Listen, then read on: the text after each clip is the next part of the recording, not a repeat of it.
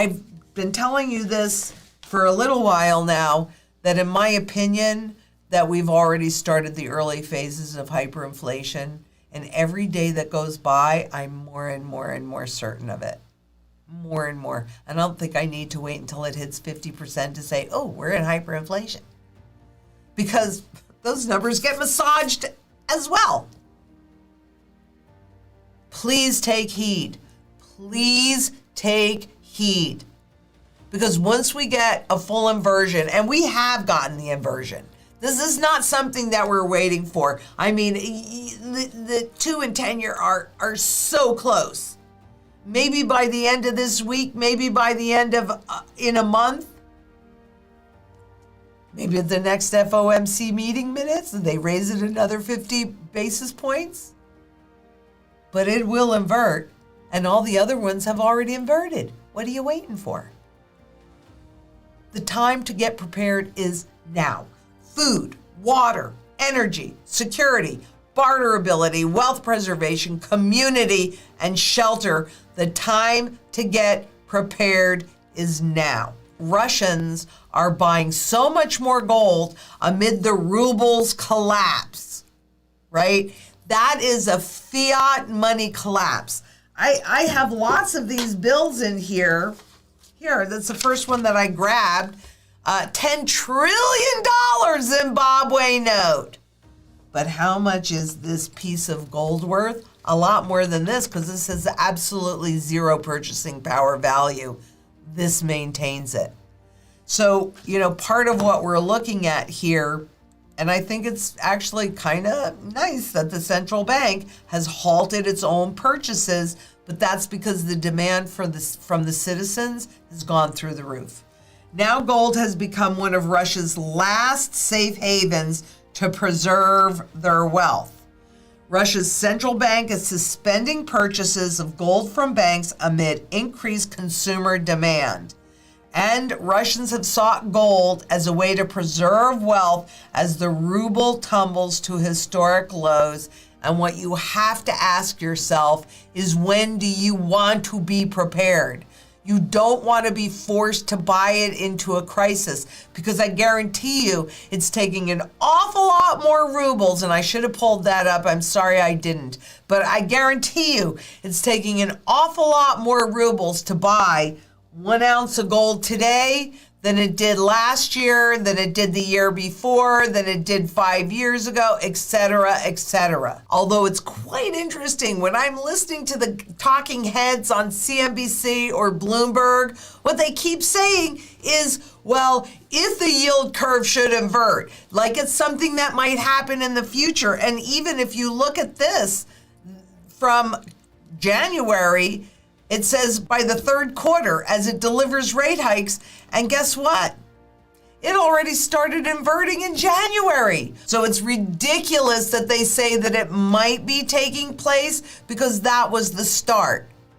And how about if all of this is ending by the end of, I don't know, this month? In other words, let me show you what I'm talking about. Because another part of the yield curve just inverted on Friday. And it says it gets scary only if the trend continues. This is the continuation of that trend, people. If you aren't paying attention, well, I'm talking to them. I'm not talking to you right now. But if they aren't paying attention, or what is it that they're really trying to hide? Like, this is the first one. So on Friday, you had the 3-year yield go higher than the 5-year yield. Now, why would you pay more or accept less? That's a better way to say it. Why would you accept less to loan somebody money for 5 years? Are you not watching what's happening with inflation? Do you really think you're going to have anything left by the time, presuming you get those dollars back, that you actually get those dollars back? I don't know. But that's not the only one. My goodness.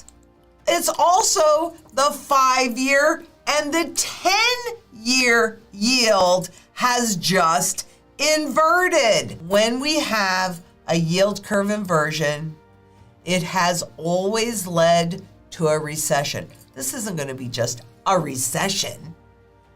this is going to be the final death knell because they have no tools. They're anchored at zero. Yes, they went up 0.25%, and maybe, and they probably will, well, they'll try to anyway, raise it 0.5% at their next meeting and maybe even the following meeting. But honestly, they can't do it. They can't do it, period, because it's going to crash the economy that is built on this mountain of debt. The founder of investment house PIMCO told the Financial Times that he believes inflation is approaching troubling levels. I agree. But the U.S. Central Bank will not be able to implement higher policy rates to contain it. And frankly, it wouldn't really contain it anyway, because again, this is a supply side issue, not a demand side issue. But I suspect you can't get above 2.5 to 3% before you crack the economy again. We've just gotten used to lower and lower rates, and anything much higher will break the housing market, which is a huge part in many places. 30% of the global GDP, or of the GDP of different countries, is based on housing and everything around that supports housing. Are we in a housing bubble? You think this can last? You think if it costs more on a mortgage, how many people really have cash to pay for a house? Not many. And that means they have to take out mortgages. And the higher the interest, the bigger the mortgage payment. But the prices of the houses are ridiculous now. So the affordability level for most people has gone away. This is in two different pieces. We're now hearing about the loss of credibility and the loss of confidence in the Federal Reserve's abilities to fight this inflation, to engineer this soft landing. I mean, he's on hopium. But that's all he's on, because history tells a very different story every time. And with inflation running as hot as it is, and they have not started to run off any of their balance sheet yet.